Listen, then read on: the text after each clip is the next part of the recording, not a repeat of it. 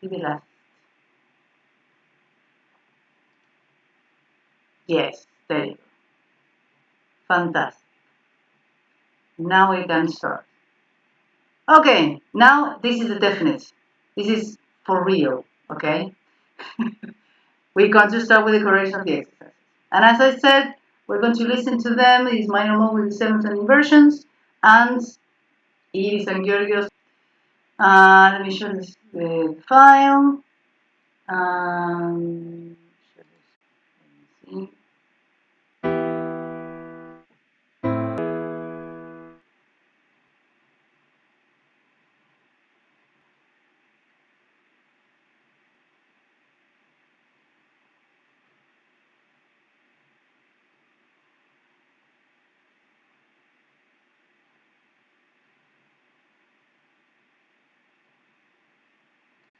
Tonic. I mean, at the beginning, not as a proper dominant, as a minor fifth. Yeah. So that's why you could prepare. If not, you couldn't use this chord. Yeah. So very good. A couple of things. I'm looking. Couple of things that might, especially at the end.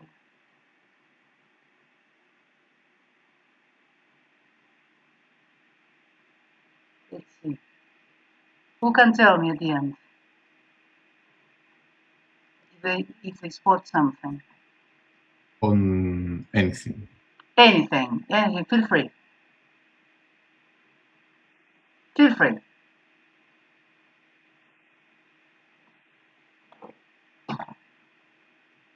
Iris as well. Huh?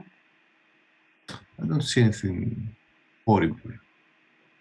No, whoa. Who said horrible? I mean, whoa. I mean, just careful with the language there. Yeah, don't see anything horrible. Not. Actually, no, I don't see anything. Can't see anything. I mean, usually we use the dominant at the end as the proper dominant. That's what I thought, but that's what I say usually. Exactly. Usually, why? But why should we use the dominant with the raised seventh at the end? Because she used it there. I mean, fine. But then she didn't. And this is the perfect indicator 251. Yeah. Actually, about that one, about the dominant, must Yes. it? Can the sol escape? Can the G escape and go to do, or must it go to fa, to F for sure? The G natural. Can it leap? Well, this one, but that's why. I mean, this is an exception in a way. Yes, in a way, this is an exception because the G was supposed to go to the F. It won't go.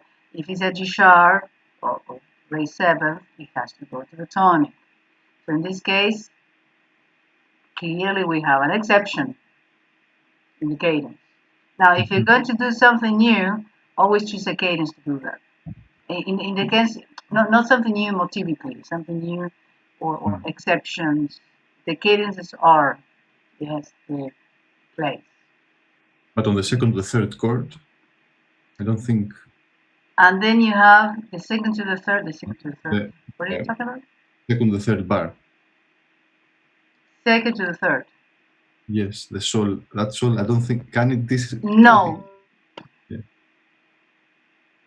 Cannot be. Exactly.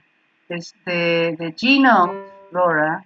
Yes. Remember, you have the four pivot notes. Yes. The seventh natural goes to the sixth, and then you have the raised seventh going to the tonic, and the raised sixth going to the raised seventh. Yeah.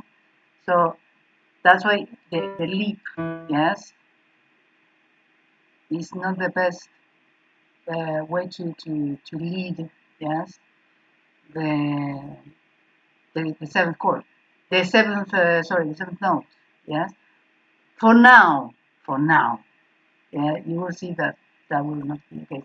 In this case, for example, you put the G,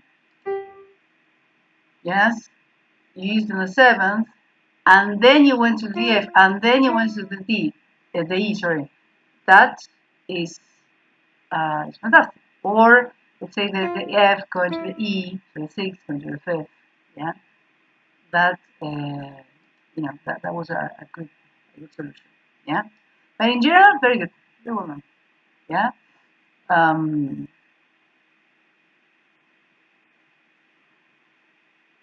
and I was going to say something. Are we allowed to do? I think we are. I don't know why we wouldn't be, but are we allowed to do the 1-6-4-5 this way without This. to the 5 going up, not going down? The voices, because they are all, two of them are having a skip. This has a special name. Yes, I didn't know. No.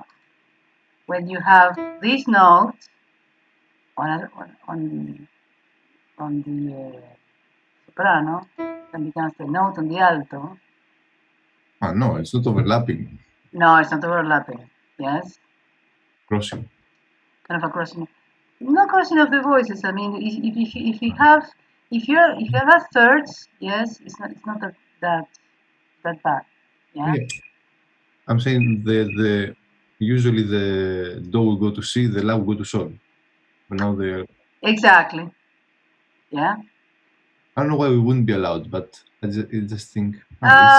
It's Laura. What I'm saying is the C, the tendency for the voices is actually going towards the B, to this note, not I cannot put it to. exactly. Yeah. So not, but it's not that it's forbidden. Yeah. Yeah. Also, sometimes you need to change the register. Yeah. So, but very well done. Very well done. Yes. Better than the last one, and then you have used inversions, yes, and well, no, fantastic. This one I will suggest all. I mean, when you have to finish, yes, a work in minor, unless you want a weak cadence, yes. Remember that Schonberg never says, "Oh, this is wrong, this is bad, this is good." This this is a weak cadence. This is not a proper perfect obsessive cadence. Maybe you want to, I don't know, end the phrase, yes, or if you see that, yes, you will in a piece, you will know immediately that if the seventh note phrase is not the proper ending of a section or a phrase or the piece, yes, or but this is a little more advanced, it will be a modal harmony. Yes. When I say modal harmonies, that they're using purely the modes without any tonal alterations of the sixth or the seventh. But you have to see that throughout, yes, the piece. Or it's modulating. Okay? Many things can happen. Okay, but very good. Very well done. Now this is yours. So in this case, Laura and Georgios, you're up. as well as me, yes, of course. Let's listen to it.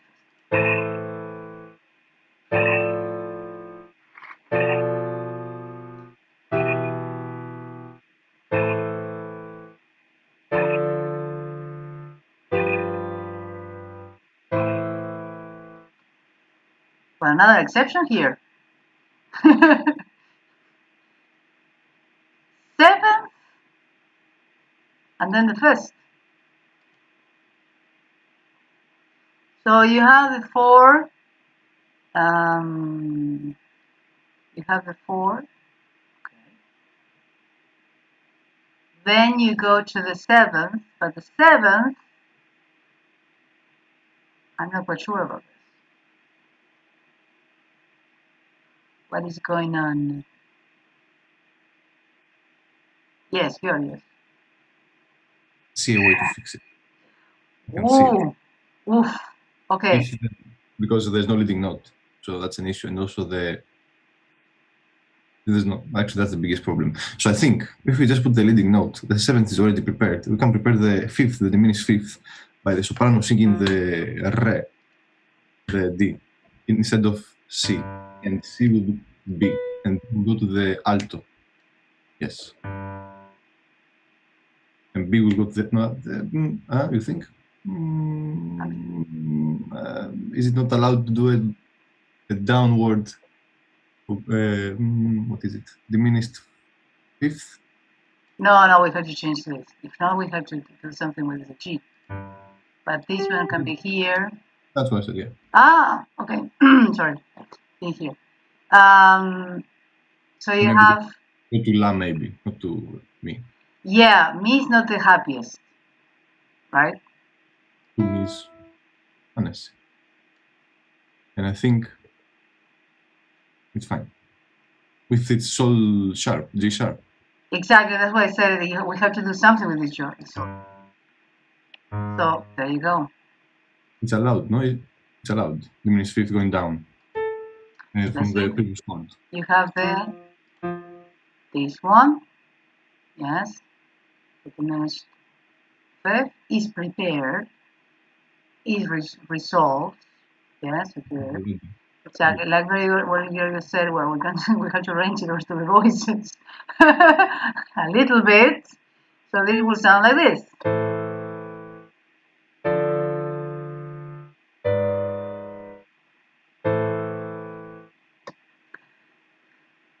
Well, still, it's not a dominant, like of a cadence. Exactly. No, it's not a cadence. It can be a weak cadence. Which is the cadence in capering that is weakened the fifth?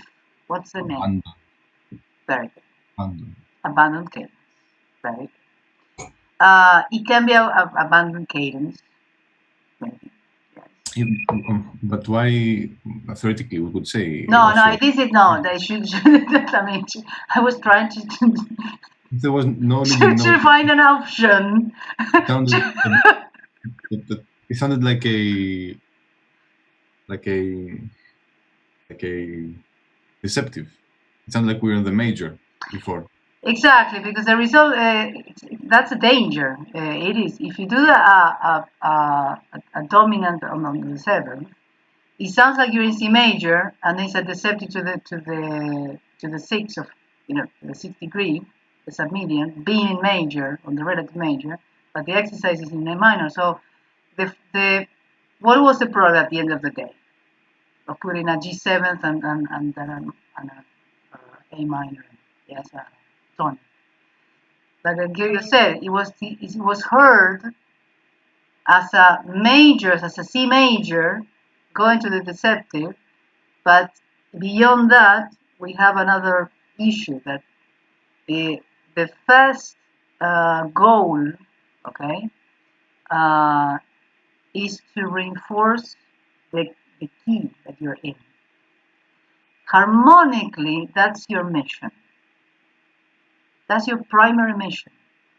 First, you have to tell the listener, I am on this key. Yeah? Because the way that Schonberg thinks the book, that says at the beginning, I think is very clever, is first I will teach you to reinforce your key. Yes, to settle in one key. Yes, to generate a centripetal force, yes, around a chord, which that is the tonal system. That is the tonal system. And if you see all when you're composing music, of course, we are studying one of the 5 contributing elements, yes, of the music. Remember, you have the melody, the sound, the harmony. You have the rhythm, and you have the growth. Yes. So we are studying one. Yeah. And at the beginning of a piece, to form this, yes, gravitational center around a specific chord, and that's part of the tone system. That is what we're studying now, let's say. Yeah?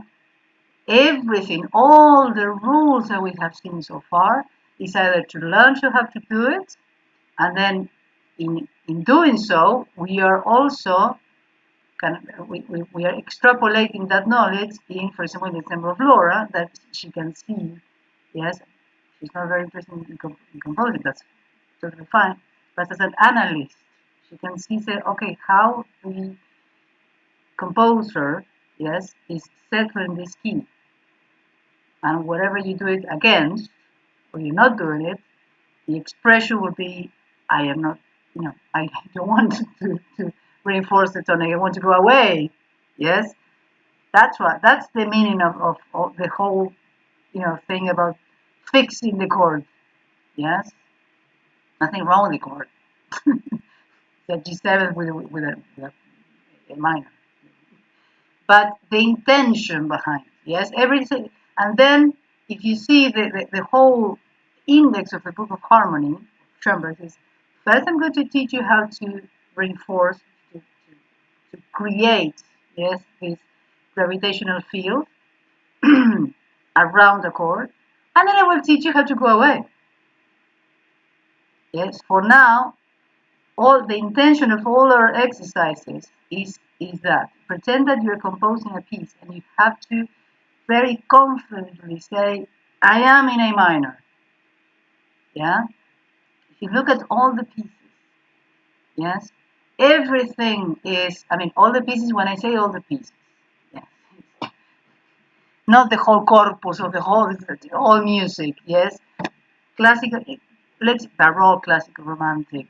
Let's keep it in those boundaries. They're very aware of settling the tonality, in a secure way. You see it is, yeah. I don't know what did you think about that chord? What is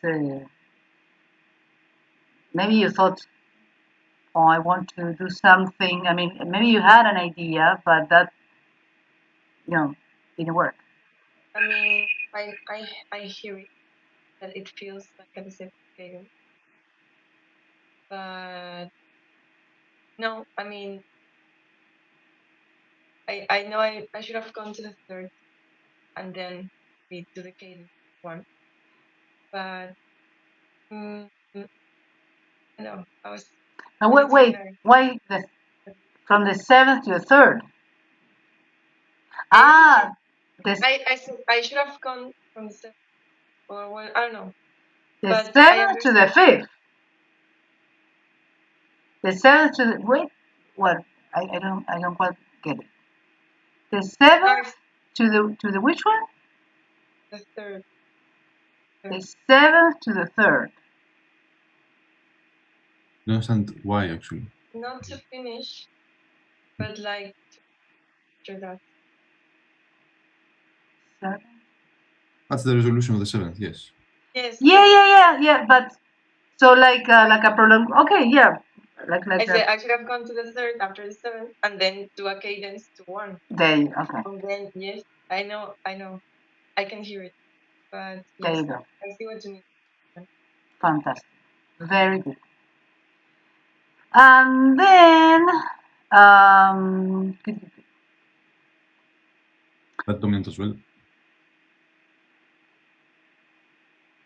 G sharp. Yeah, this can be perfectly a G sharp. Yes, exactly. It's we're talking about the same thing. And also because the voice lead will be correct. A, G sharp, A. And it's also the second is paired and resolved with the seventh. The previous chord perfectly to that dominant. Yeah, this is prepared and resolves, like it's exactly very good. Yes, and it resolves on the chord that you're supposed to resolve, your voice is supposed to resolve. Yes. What I'm doing is, yes, Iris and Julius, or Laura, What I'm doing here is not, it's just to visually see the preparation. And the A, sorry. Sorry? The A, 7th.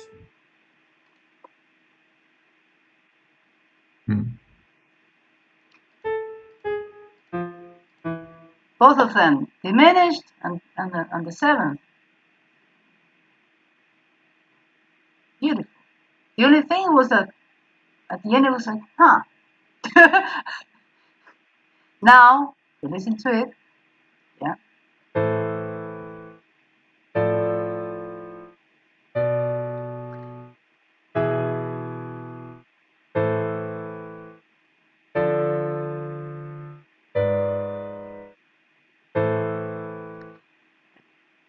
The only thing I will say is that 44th, yes, you're right. But what to say? I was. Come on, you say Yorgos, come on, say it. Second Not bar. Yes, it is with just 6/4. So which is correct because it's going by stepwise. It's just 4/6/4, not 7th. That's Yes, it's 4/6/4/7. Yes, exactly. Not 4/3. Very good because it's not the 7th chord. The bass is taken. Very good, Georgios. It's not. I mean, it's taken by same note and it's abandoned. Yes, by step, which is fine because any 6/4 is put perfectly 6/4 there. Remember that the bass cannot be left, yes, or approached by skip or leap. That's fine. The only little issue that I have is that this A will be transformed, prepared correctly, yes, to the 7th on the 2nd, but you have this A going to the B, yeah, and it creates kind of a weird problem because you have one A, let's say, is going to be prepared, but the other one not.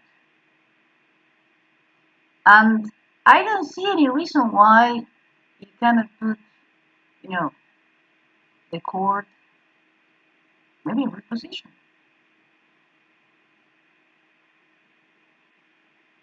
Because if you put, let's think about it. I mean, I'm not saying that this is not the happiest movement. It's not the happiest movement. The third, but you have the D and the D, similar motion, step to the soprano, leap on the bass.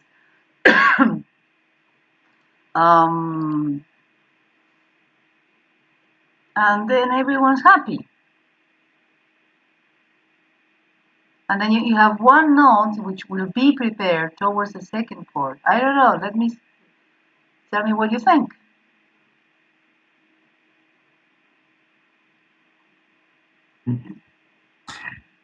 Yes, Georgios. so. I agree, but I was thinking another thing now that on the 7th bar, and I will go back to the 2nd. On the 7th bar, the way I rearranged it, I said to have the tenor and the alto more than an octave apart, which is a problem. We could have the tenor 1 octave up as well. It would be okay, but we have to put every tenor 1 octave up. That they're fine. But we probably have to do the bass also 1 octave up. In that case, the re there on the 2nd bar would be a bit too high. On the 6th bar, if we had the re there, it would be just on the edge, just the climax, let's call it. Yeah, that's a little bit too high. I think it's just on the edge. And maybe exceptional because it's the 6th bar. But on the 2nd bar, I wouldn't be able to excuse it. So that's why I have to say about that 2nd bar, the root position maybe wouldn't work if it was 1 octave higher. Sorry. Thank you. Yeah, I mean, if everything is 1 octave, if just the there is a 1 octave higher, let's say that we do this. We have this problem. I mean, a little too much. We probably have to do that as well. Exactly. Exactly. So, I mean, melodically, this works, and then what Google said is, well, then we should do something drastic here. Everyone up. But you will have a bass that will hate you forever. I mean, the C note, yes, is kind of quite high for the, it's the highest comfortably, unless you have, you know, a very professional choir that you don't mind. If this, look, this will be heard like this.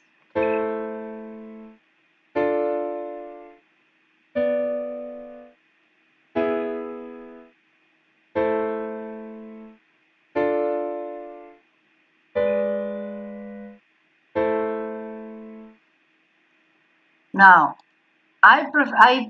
even though we have a tenor that is screaming like, like a prima donna there, this layout, I would agree with Georgios.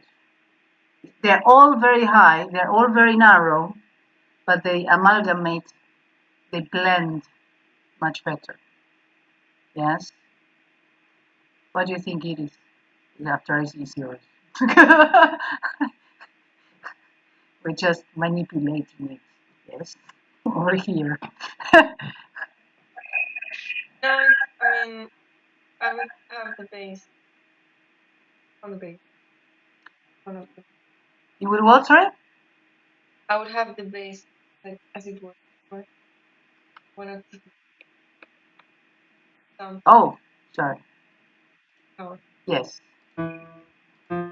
Yeah, the only thing is that if you do that, yes, if you do this, we have a problem with the distance between the voices. This voice is okay, it's a compound fifth, right?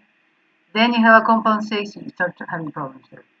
Compound six, maybe one compound six, then you have compound fifth again, then you have a compound fourth, okay. Compound fifth again, then you have compound fifth, very good. And this is, well, a little bit too Yeah, I much. meant everything as it was before. Meant like all of it, one of it.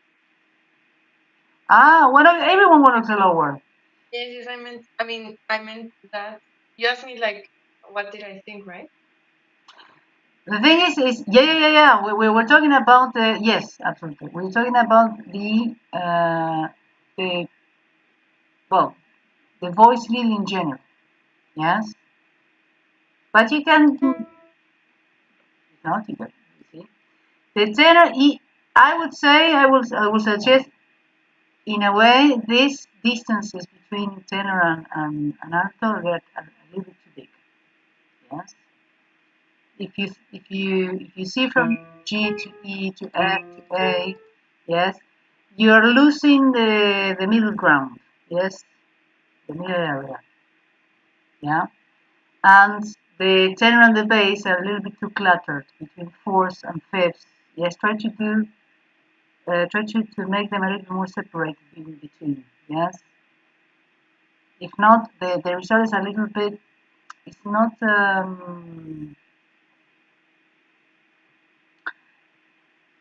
It's not as clear as you can be as you can get.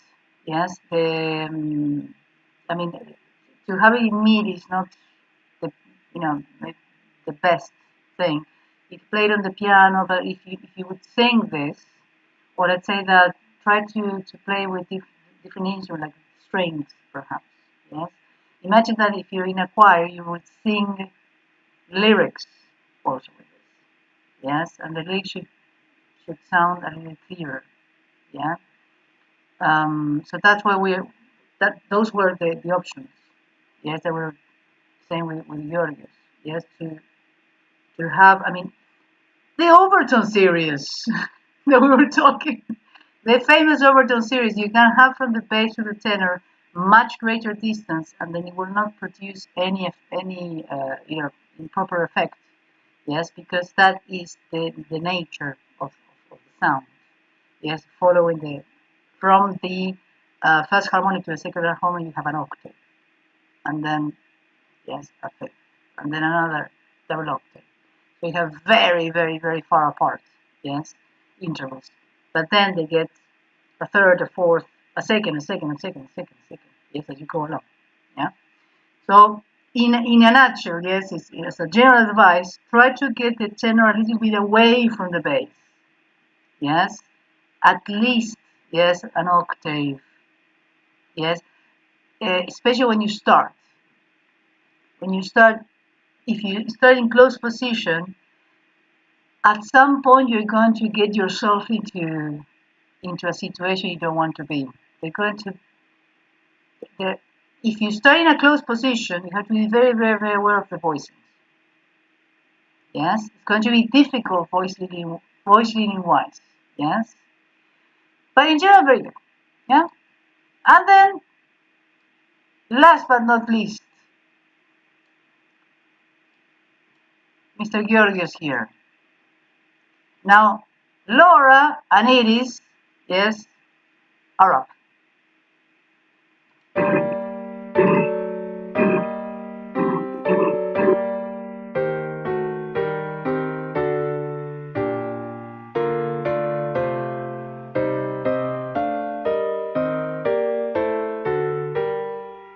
Oh, interesting. Can I say why it's interesting? Yes. Because I had to think a lot about this. I also fell in the trap of going too diatonically to the point that it sounds like I am on the major mode. And in the end, I'm clearly on the minor. So it's like I modulated, and then very suddenly modulated back. But I don't think I broke any rules. So I said, oh, it's fine. I'll do it like this. Who said I cannot do that? Exactly. Yes. Very good. Do you see, Laura and Edith, do you see the point that Joris is saying? Yes or no? Yes. Yeah. Yeah? Okay, good. No, but maybe you did. Okay, in general, well, first of all, very well done, because it's very musical, yes. And, you know, let's say, the first goal, let's say, yeah, in a harmony, is to acquire a good sense of root progressions, structure, yes, and voice leading. But beyond that, when that is fine, yes, voice leading I'm referring to power faith, power octaves, the bass, cannot jump, those all those rules, yeah, the pivotal laws. But beyond that, yes, you have the next challenge in harmony is to actually build something that has musically a sense of direction. Because what this exercise, and I'm not trying to compare, oh yeah, you did better, you did worse. No, but I don't know if you perceive the same thing, that this is no longer an exercise, let's say, and this is very important to get in music because it has something else, which in music is very important, which is sense of direction. Do you see the difference between the first two, and now we have this one?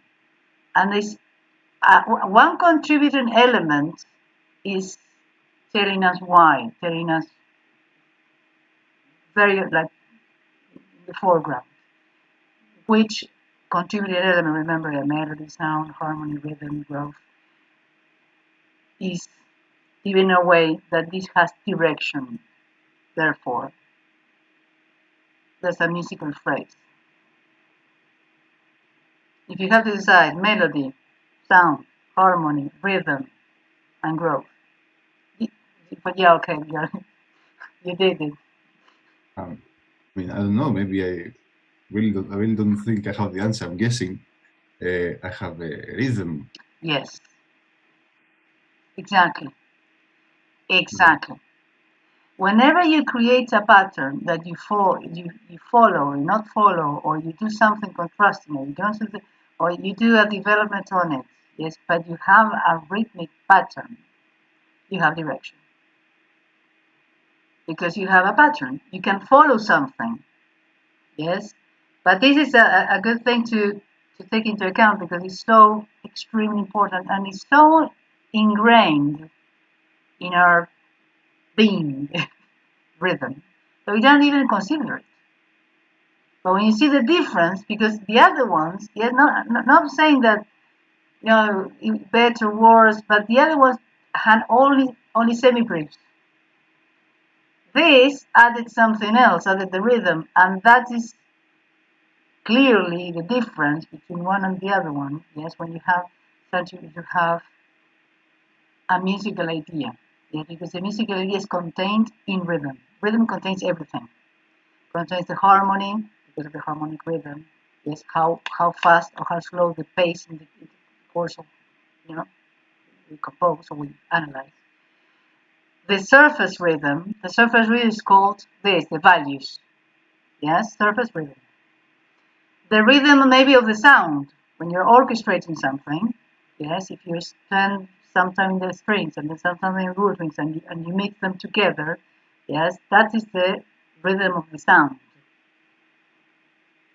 Or if you're in for example, a duo, piano, violin, and then they're answering back, piano, violin, violin, that is sound.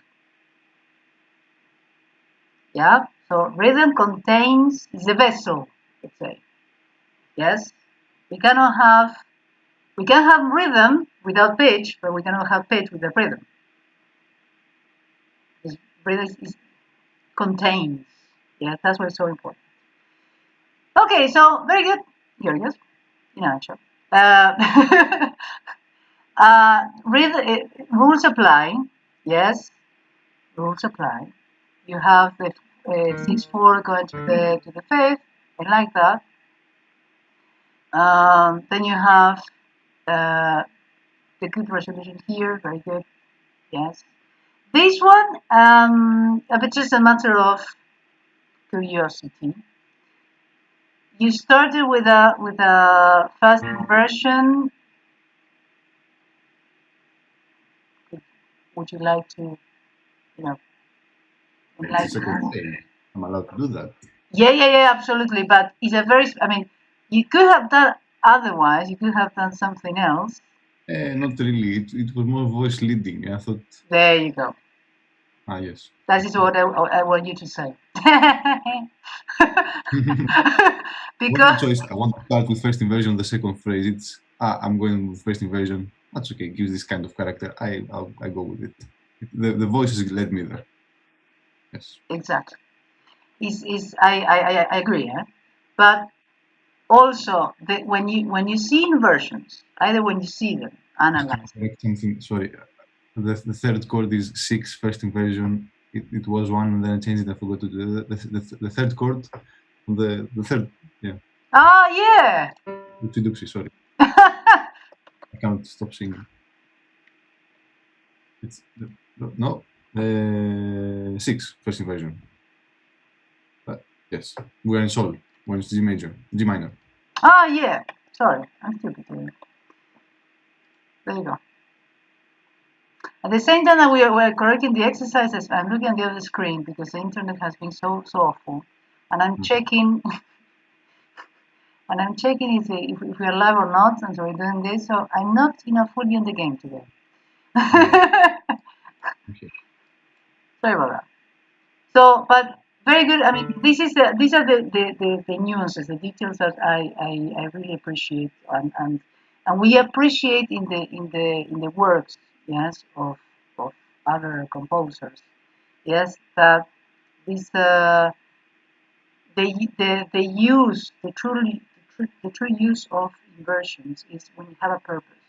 Yes, as you said, I want this to be in first inversion because it's not, it's the beginning of the sub phrase.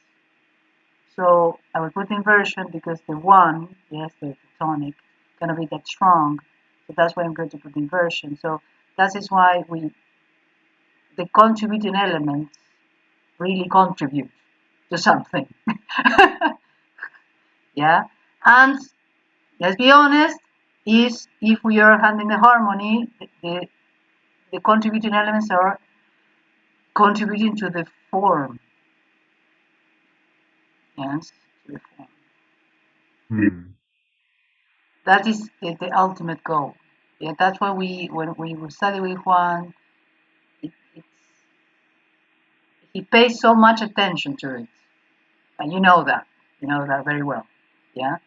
But every single element, and we in counterpoint and harmony, we're trying to figure out how, through harmony and counterpoint, can we contribute. Yes, because analysis and composition is kind of the big picture. These are kind of the tools that we have available. Yes, but always consider the higher goal, which is to either to like Laura to truly understand the form. Yes, from something that is given to her. Yes, because you have to, in order to be a good performer, yes, you have to understand what you're playing.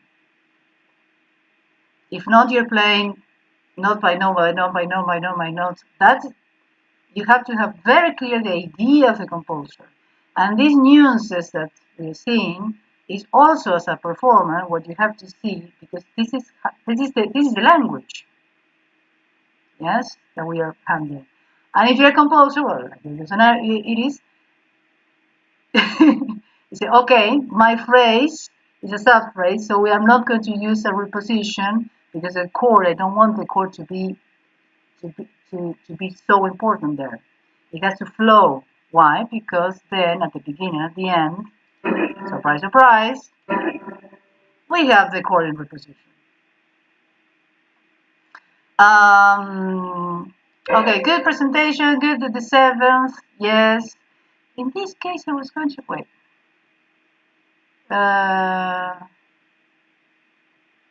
Also, something I have to observe is that, but I will connect with counterpoint.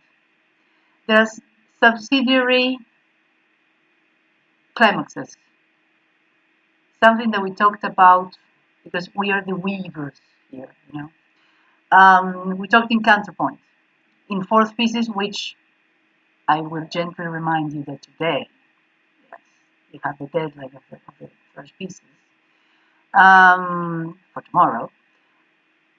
And we talked about subsidiary peak notes or subsidiary climaxes.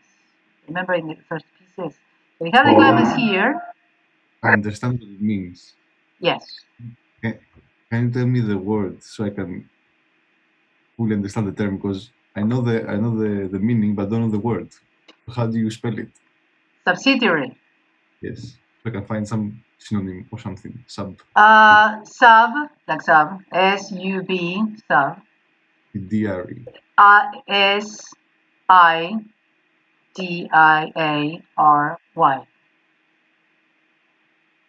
I think I spelled it correctly. Like, Sub, S-U-B. Kind of like secondary. Yes, kind of secondary, but it's not the same meaning. Because it's helping. Secondary, I mean, look, the word sub in Latin is below. Yeah. Distinct, maybe. Exactly. Well, yes, not so important, but they are below. Yes, those notes are below the peak. Yes. Yeah. And then it helps actually, yes, to catch that they support the idea of the subsidiary. Good. Yeah. That is in the more specifically, if you want to find it, it's in the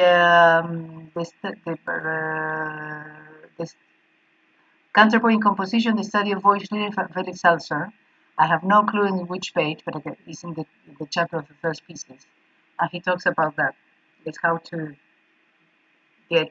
Yes, we saw. I mean, I mentioned it last lesson, but if you want to just go to the source, it's there in that book, and the chapter of the first pieces he talks about that.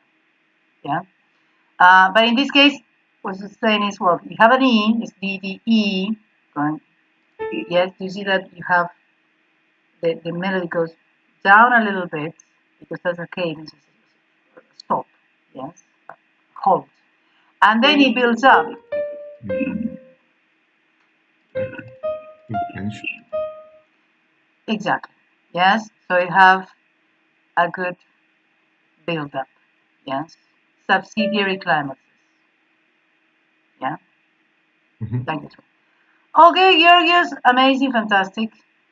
Very well done. Huh? I'm very, very happy with this